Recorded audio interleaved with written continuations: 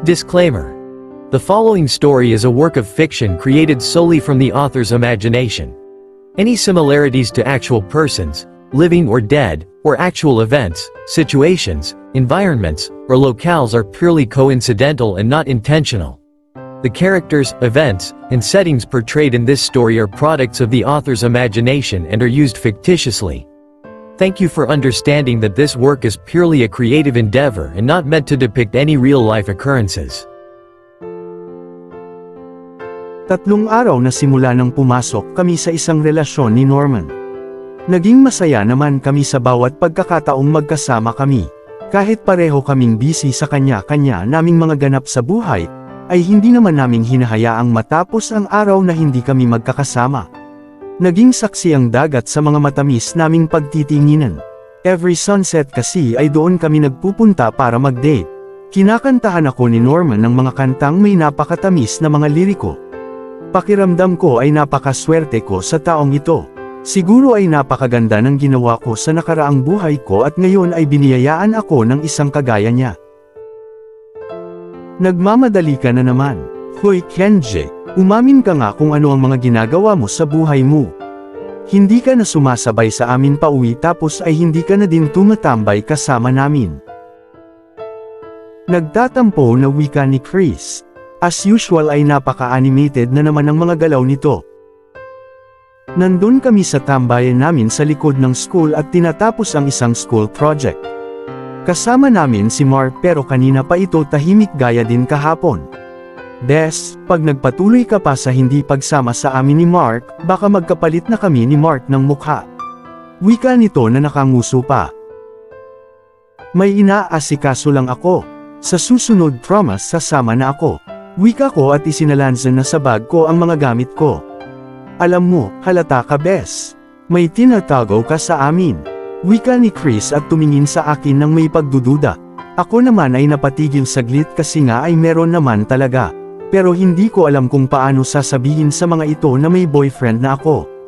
Hindi sa wala akong tiwala sa kanila, pero hindi ko alam kung paano i-explain na ilang buwan ko palang kilala si Norman ay naging kami na. Tiyak din naaalamin ni Chris ang bawat detalye kung paano kami nagkakilala hanggang sa kung paano naging kami. Iniisip ko pa lang ay napapagod na ako. Kaya minabuti ko munang huwag magsabi. Pinag-iisipan ko pa kung ano ang mga sasabihin ko na masasatisfy ito at hindi na maghalongkat pa ng mga detalye. Tinignan ko naman si Mark. Nang lumingon ako dito ay nagtama ang mga mata namin. Nakaramdam ako ng lungkot sa mga mata nito. Nag-iwas naman ito agad ng tingin. Mauna na ako guys, may kailangan akong gawin sa bahay ng tito ko. Wika nito at tumayo na mula sa pagkakaupo. Shock at Chris, hindi na muna ako pupunta sa bahay nyo mamaya. Baka kasi magabihan ako sa bahay ng tito ko. Wika nito. Napansin ko na may iba sa kanya. May kakaiba sa galaw nito kahapon pa at ngayon ay parang napagsakloban ito ng langit at lupa. Okay lang Mark, para din naman akong walang kasama pag ikaw lang kasama ko. Wikang nakanguso na naman ang isa. Bes naman kasi, magchika ka na kasi. Wika ni Chris habang marahang yinugyug ang braso ko. Namula naman ako kasi ay nagi-guilty ako dito.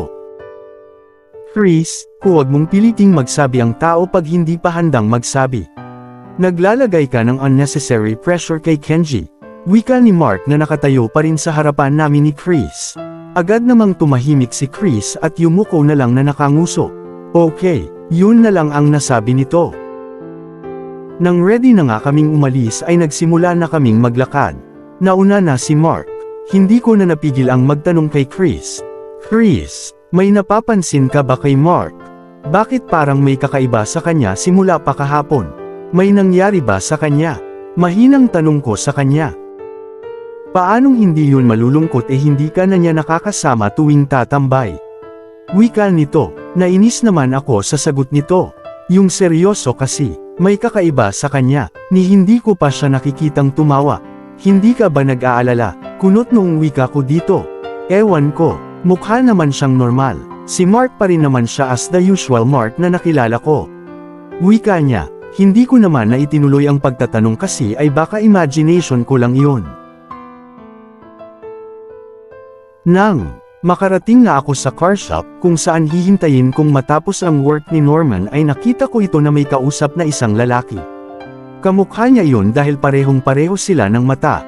Mas matanda lang ito at mas maliit.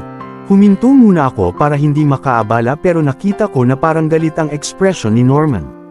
Pati ng kausap nito, nagtatalo ba sila? Tanong ko sa isip ko. Bigla namang dinuro ng lalaki si Norman sa mukha na galit pa rin ang ekspresyon at may sinabi. Hindi ko na narinig yun kasi ay medyo malayo ako pero alam ko na may tensyon ang pag-uusap na iyon. Ilang saglit pa ay sumakay ang lalaki sa isang kotse at umalis na. Nakita ko naman si Norman na napahawak sa ulo niya at pagkaraan ay sinipa ng bahagya ang hangin. Doon na ako nagpasyang lumapit. Alam kong mukhang may problema ito. Nakapamaywang ito na nakatanaw sa direksyon kung saan dumaan ang kotse ng kausap niya. Sa kabilang direksyon naman ako galing kaya nakatalikod ito sa akin. Hindi nito namalayan ang pagdating ko. Dahil wala naman akong natatanaw na kahit na sinong tao sa paligid, ay niyakap ko siya sa likod. Siya, wag na mainit ang ulo, papangit ka niyan. Pabulong na wika ko sa kanya. Nagulat man ito ay marahil nakilala niya ang boses ko, ay mahigpit na parang yinakap din niya ang mga braso ko na nakapulupot sa baywang nito. Kanina ka pa? Tanong nito at humarap sa akin.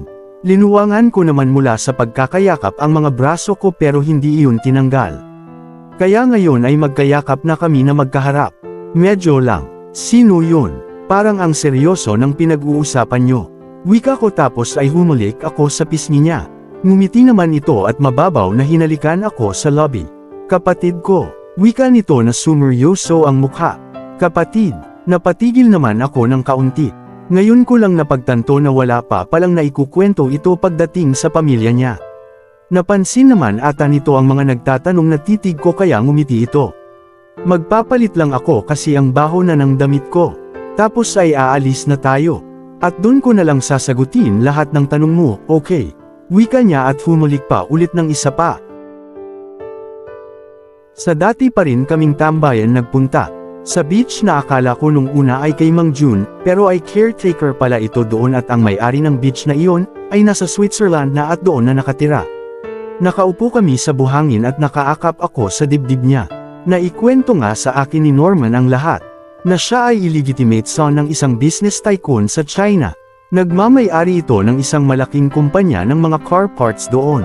Nagkakilala sila ng mama ni Norman nung pumunta ito dito noon sa Pilipinas para mag-aral ng English. Naging kapitbahay nito ang mama ni Norman at doon nagsimula ang lahat. Naging sila ng ilang taon pero noong mabuntis na ito ng papa ni Norman ay doon nagbago ang lahat. Doon daw ito umamin na may nakatakda na itong pakasalan sa China at malapit na silang magpakasal. Hindi nagtagal ay iniwan nito ang mama ni Norman. Ilang years din ang lumipas at nasa high school noon si Norman nang mamatay ang mama niya dahil sa komplikasyon sa baga. Tapos mula noon ay si Norman na ang nagtaguyod ng buhay niya mag-isa. Hindi naman na daw siya humingi ng tulong sa pamilya ng mama niya dahil nga nung mabuntis ito sa pagkadalaga ay pinapili daw ito ng kanyang mga magulang. Either ipapalaglag ang bata at kakalimutan nila ang nangyari or i-keep ang bata pero mawawalan siya ng pamilya. Sa huli, ay pinili ng mama ni Norman si Norman. Pagkatapos ay itinakwil na daw nila ito at never na silang nagkaroon ng communication up until now. Noong magga-graduate naman si Norman ng high school ay nalaman ng papa niya na namatay na ang mama niya. Ipinahanap siya at isa nga sa nakahanap sa kanya ay ang kuya niya na kausap niya kanina sa shop. Nag-offer daw ang mga ito na sila ang magpapaaral sa kanya kapalit ng pagpunta nito sa China at siya ang kikilalaning tagapagmana ng pamilya Lim. Pero ay hindi ito tinanggap ni Norman. Nakaya daw nilang mag-ina ang mabuhay nang wala ang mga ito. Nakita din niya kung paano kinain ang nakaraan ng buhay ng mama niya na hanggang sa huli ay ang papa pa rin niya ang nasambit nito kahit sa huling hininga. Tapos ay bigla silang magpaparamdam nang wala na ang mama niya. Nakaya naman din daw niyang tumayong mag-isa kaya hinding-hindi siya tatanggap ng anumang uri ng tulong mula sa mga ito. Noong magtagal ay lumabasin ang tunay na ugali ng kuya niya. Kaya lang siya nito pinipilit ay dahil ayaw ng kuya niya na mag-manage sa kumpanya ng papa nila. Hindi naman nito sinabi ang dahilan kung bakit ayaw ng kuya niya na maging tagapagmana. Pero hindi ko na inalam pa iyon dahil sa mga sinabi pa lang nito sa akin ay sobra na akong nagugulat. Tinawag nito si Norman na mapagmataas, mayabang at selfish, na siya na nga raw ang binibigyan ng pagkakataong mabuhay ng sagana ay siya pa ang umaayaw sa grasya. Siya pa talaga ang tinawag na selfish ng isa, kung tutuusin nga ay sila ang ganoon. At ngayon ay mas pinipilit pa siya dahil may sakit na daw ang papa nila. Lagi pag nag-uusap kami ni kuya ay walang sandali na nag-aaway kami dahil sa mga panlalait nito at pag-aakusa na wala akong utang na loob. Wika nito na nakatingin sa malayo. That's so unfair sa part mo. Bakit kanya tatawagan sa mga ganoong bagay? Independently kang nabuhay ay bakit sila pa ang parang naagrabyado? Wika ko na naiinis. Ngumiti naman ito at niyakap ako ng mahigpit. Parang gusto mo ng manugod ah. Natatawang wika nito. Pag hindi mo lang yun kuya, kanina ko pa yun namura eh. Inis na wika ko. Hayaan mo na. At least ngayon hindi na ako nag-iisa. At least ngayon ay may kasama na ako sa buhay at hinding-hindi tayo magkakahiwalay. Wika nito na nakayakap pa rin sa akin. Ilang araw pa ang nakalipas at nagpatuloy ang lahat sa kanya-kanya naming buhay. Nasa bahay lang ako noon. Si Papa naman ay nagpunta ng car shop para kunin ang sasakyan nito. Naayos na kasi yun at maaari na ulit gamitin. Hindi na ako sumama dahil ay masama ang timpla ng tiyan ko. Nakaupo ako sa may sala namin at nanunood ng isang noontime show. Tatayo sana ako para kumuha ng tubig nang biglang may motor akong narinig na tumigil sa tapat ng bahay namin. Nang sinilip ko yun mula sa bintana ng bahay ay nakita ko si Norman. Lumabas naman ako agad para salubungin ito. Norman, anong ginagawa mo dito? Tanong ko habang binubuksan ang gate. Kakagaling ko sa shop. Tapos ay sinabi ni Tito na may sakit ka kaya nagpunta ako dito. Wika niya na may pag-aalala. Nahiya naman ako bigla sa sinabi nito. May sakit nga naman ako ngayon, pero simpleng sakit lang iyon ng tiyan at nakakahiya na dahil lang doon ay napapunta pa ito dito. Ngumiti na lang ako ng medyo nahihiya. Si Papa talaga, simpleng sakit lang naman ito sa tiyan. Wika ko at inaya ko siyang pumasok sa bahay. Asan si Tito? Halos sabay lang kaming umalis ng shop kanina. Wika nito at inilibot ang mata sa loob ng bahay. Naku, wala pa yon kasi for sure na miss niyang e-drive yung kotse niya. Natatawa naman na wika nito. Ganun ba? So walang tao dito sa bahay niyo ngayon? Wika nito at nang linangan ko ay nakangiti ito ng nakakaloko. Lumapit naman ito at bigla ay siniil ako ng halik. Ilang minuto din nagtagal yun at nung maghiwalay ang mga lobby namin ay parehas kaming naghahabol ng hininga. Ang tamis talaga ng mga lobby mo. Wika niya at niyakap ako ng mahigpit. Buti na lang at nakaligo at toothbrush na ako. Sus, kaya ka lang ata nagpunta dito na-miss mo lang ako. Panloloko ko naman sa kanya. Humigpit pa ang mga yakap nito sa akin at pinaglapat na naman ang mga lobby namin. Mabilis pa sa 4:00 kaming naghiwalay nung makarinig kami ng isang mahinang ubo. Pagkahiwalay namin ay agad ko namang nakita si Papa. Nakatingin ito sa amin ng may pagtataka at pagkagulat. Mas lumawak pa ang pagkakauwang ng mga lobby ko nung makita ko na nasa likod nito si Chris. Nakatakip pa ito ng bibig dala ng pagkabigla. Pa, yun lang ang lumabas sa bunganga ko ng mga sandaling yun. Si Norman naman ay nagpapalit-palit ang tingin sa amin ni Papa. Mr. Kenji Soriano, ano ito? Mag-uusap tayo, sigaw ni Papa sa akin sa buong pangalan ko. Sa puntong ito ay nakaupo kaming lahat sa sofa. Nakaupo sa left side ko si Chris. Si Papa naman ang nasa right side ko, pero may pagitan ng mga upuan namin. Tapos si Norman naman ay nasa kabilang single chair sofa, sa gilid ni Papa na may pagitan din ng upuan ng mga ito. Para kaming nasa principal's office. Ano ang nakita namin Mr. Kenji Soriano? Wika ni Papa na matamang nakatingin sa akin. Tito, magsasalita sana si Norman pero pinigilan siya ni Papa. Hindi naman ako na-inform iho na Kenji na pala ang pangalan mo. Sarkastikong wika niya kay Norman. Agad namang namula ang isa at hindi na nagsalita. Si Chris naman ay hinawakan ako sa kamay. Mas na-guilty tuloy ako na hindi sinabi dito ang sa amin ni Norman, kasi ay dapat galit din ito sa akin dahil sa nasaksihan, pero ay ngayon ay nandito ito sa tabi ko at pinaparamdam na may kasama ako ngayon. As a supporting best friend ito ngayon sa akin at mas nakakagaan naman iyon sa pakiramdam. Pa, kasi po, ano po kasi, ganito po. Putol-putol na sabi ko na dala ng pressure. Ano, Nakain ba nito ang dila mo at hindi mo na kayang magsalita ng maayos? Wika nito na itinuro pa niya si Norman. Mas lalo akong nakaramdam ng takot at hiya. Hindi ko alam kung saan ako magsisimula. Nabuhay tayo ng tayo lang for 21 years. Mas higit pa nga ata. Pero hindi ko matanda na. Tinuruan kitang maglihim sa akin. Wika ni Papa na diretso lang ang tingin sa akin. Mas lalo naman akong na-guilty. At ikaw naman. Hanggang kailan mo balak aswangin ang anak ko mula sa likod ko? Wika naman nito kay Norman. Gusto ko mang matawa dahil sa sinabi ni Papa ay syempre hindi ko magawa kasi ay seryoso ang lahat. Tito, kasi, hindi na naman natapos ni Norman ang sasabihin niya nung itinaas ni Papa ang mga palad nito sa pagitan nila ni Norman. That is a rhetorical question. Wika ni Papa at bumalik ang tingin sa akin. Ano, magtititigan na lang ba tayo dito Mr. Kenji Soriano? Alam kong galit si Papa kasi ay sinasabi na nito ang buong pangalan ko. Ever since ay ganito ito pag nagagalit. Klo ko iyon, na pagbong pangalan na ang tawag nito sa akin ay galit na talaga ito. Wala na akong maisip na sabihin. Pa, I am so sorry pa. Hindi naman namin balak itago. Hindi ko na naituloy kasi ay nagsalita na naman ito. Hindi gustong itago. Then what is this? Kailan pa ito? Don't tell me na kanina lang naging kayo or kahapon. Kung ipakain mo na dito yung lobby mo parang wala nang bukas. Wika na naman nito. Nagsimula naman na akong makaramdam ng inis dito. Kasi ay kung tutusin ay ito ang nag-push sa akin dati kay Norman. Pero nung tinignan ko si Norman ay sumenyas ito na kumalma ako. Sinunod ko naman ito. Tinignan ko na lang ulit si Papa. Pa, again, sorry po kung naitago namin. Noong una po ay gusto talaga naming sabihin pero ako po ang nagsabi kay Norman na huwag muna. Pagsisimula ko, ang hirap po kasi pa, mahal na mahal ko kayo kaya lang po. Natakot po kasi ako, natakot na baka hindi nyo magustuhan yung ideyang magkaroon ako ng kasintahan kahit na alam ko naman na alam nyo iyong totoong pagkatao ko. Alam ko po na sarili ko lang yung iniisip ko pero nag-iipon po ako ng lakas ng loob. I am so sorry again pa. 2 months na po pa.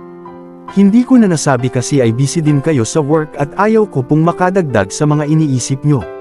Wika ko kay Papa, pinipigilan ko ang maiyak pero sa pagpipigil ko ay naririnig ang mga kaunting pagpiyok sa boses ko. Tito, pwede po bang pakinggan nyo rin ako? Wika ni Norman. Tumanggo naman si Papa. Tito, sorry po if nagkaroon kami ng lapse of judgment sa sitwasyon. Hindi po namin balak i-disrespect ang kahit na sino. Lalong-lalo na po kayo. Mabuting anak po si Kenji at laging kayo ang nasa isip sa kahit na anong desisyon na gagawin niya. Pasensya na po if hindi ko nagampanan ang role ko na ilid ang relasyong ito at nagpakain sa saya na nararamdaman namin ni Kenji. Pasensya na po, ako po ang may kasalanan. Kailanman ay hindi niya kayo magagawang saktan o gugustuhing masaktan. Pero sana po ay mabigyan niyo po ako ng isa pang pagkakataon para patunayan na wala akong gustong gawing masama sa anak ninyo. Mahal ko po si Kenji Tito. Narinig ko naman si Papa na bumuntong hinga. Nawala na ang matalim na tingin nito sa aming dalawa. Hindi kaso ang pagmamahalan yung dalawa para sa akin. Kung mahal niyo ang isa't isa ay hindi ko kayo pipigilan. Nasaktan lang ako sa idyang naglihim kayo sa akin. Na hindi niyo ako pinagkatiwalaan sa isang bagay na mahalaga sa inyo. Wika ni Papa sa malumanay na boses. Napaluhan naman ako sa sinabi ni Papa. Parang may malaking tinik ang naalis mula sa aking kaloob-looban. Anak, noon pa man ay alam ko naman na ang tungkol sa iyong pagkatao. At sa dinami-dami ng mga napagdaanan mo, mula sa mga mata ng mga mapanghusgang tao, na kahit hindi mo sabihin ay alam kong nasasaktan ka, at naaapektuhan, ay gusto ko na sumaya ka. Deserve na deserve mo yun. Wika ulit ni Papa at mas dumami pa ang patak ng luha ko. Masaya ako na nakita mo ang kasiyahan na yun kay Norman. At masaya ako Norman na masaya ka sa anak ko. At kahit na nasaktan din ako, sa ngayon ay hindi yun sasapat para hadlangan ko ang kaligayahan yung dalawa. Wika nito nang nakangiti. Tumayo naman ako para yakapin si Papa. Please anak, lagi mong pakatatandaan na kung meron ka mang kakampi sa mundong ito ay ako yun. Wika nito na tinapik-tapik pa ang likuran ko. Bigla naman kaming nakarinig ng palekpak. Sabay-sabay kaming napatingin kay Chris na lumuluha kasabay ng pagpalekpak. Natigilan lang ito nang mapansin na nakatingin na kami sa kanya. Tumawa naman si Papa kaya nagtawanan naman na kaming lahat. Napakasaya ko kasi ay tanggap kami ni Papa. Iniwan ko si Norman at Papa na nag-uusap. Hinila ko si Chris papalabas at niyakap. I am so sorry Chris. Wika ko tapos siya naman ay yamakap din ng mahigpit. Alam mo, kung hindi nyo lang moment tong tatlo, magtatampo din sana ako. Kasi ay naglihim ka, pero it's okay na bes. I can't just imagine the anxiety na pinagdaanan mo. Alam kong nahirapan kayong dalawa sa pag-amin and I can't blame you guys. Sa dami ng matang huhusgahan kayo nakakatakot naman talaga. And I know na hindi iyon ang rason kung bakit di mo agad sinabi sa amin ni Mark because, I know for a fact na you trust us. Kaya no worries bes, I am just here to support you all the way. Nalulungkot lang ako kasi bagay din kayo ni Mark sana. Ang bagal naman kasi nung isang yun. Naunahan tuloy, pero in all fairness bes, ang hot at gwapo niya ha. Mahabang wika nito at commendat pa. Natawa na lang ako sa huling sinabi niya. Kakausapin ko na rin si Mark bukas. Wika ko at nagkangitian at nagyakapan na naman kaming dalawa.